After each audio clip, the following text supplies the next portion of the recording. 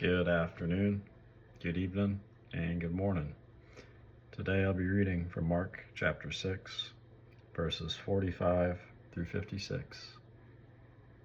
Immediately, Jesus made his disciples get into the boat and go ahead of him to Bethsaida, while he dismissed the crowd.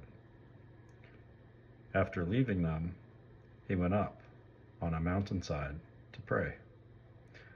Later that night, the boat was in the middle of the lake, and he was alone on the land. He saw the disciples straining at the oars because the wind was against them.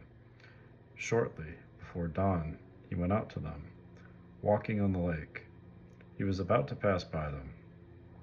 But when they saw him walking on the lake, they thought he was a ghost. They cried out, because they all saw him and were terrified. Immediately, he spoke to them and said, "Take courage, it is I. Don't be afraid." Then he climbed into the boat with them, and the wind died down. They were completely amazed, for they had not understood about the loaves. Their hearts were hardened.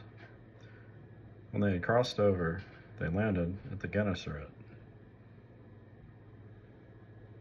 and anchored there. As soon as they got out of the boat, people recognized Jesus. They ran throughout that whole region and carried the sick on mats wherever they heard he was. And wherever he went, into villages, towns, or countryside, they placed the sick in the marketplaces. They begged him to let them touch even the edge of his cloak. And all who touched it were healed. If Jesus is God, why did he need to pray? Jesus is God, but he is not the Father, nor is he the Holy Spirit. While on earth, Jesus did nothing on his own, but spoke only what the Father taught him. That refers to John chapter 8, verse 28.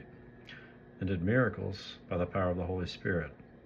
Luke chapter 5, verse 17 is the reference. Because he lived in constant communication with the Father, Jesus' consistent prayer life provided a living example for his disciples and enabled him to identify with our humanity. Hebrews chapter 4, verses 14 through 16. He demonstrated what it means to live in complete harmony with the Father's will and to pray continually. 1 Thessalonians chapter 5, verse 17. Why did Jesus walk on the water? Jesus usually limited himself to the physical constraints of this world, yet he performed many miracles for various purposes. Walking on the water demonstrated Jesus' power over nature.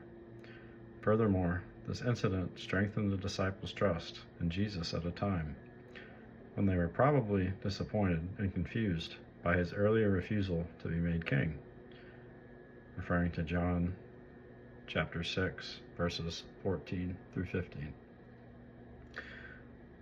How were their hearts hardened? Jesus' miracles, especially the feeding of the 5,000, were intended to reveal the disciples Jesus' identity as the Messiah and Son of God. Yet when Jesus walked on the water and calmed the sea, they showed fear rather than understanding, for they had not understood about the loaves. Their hearts were hardened.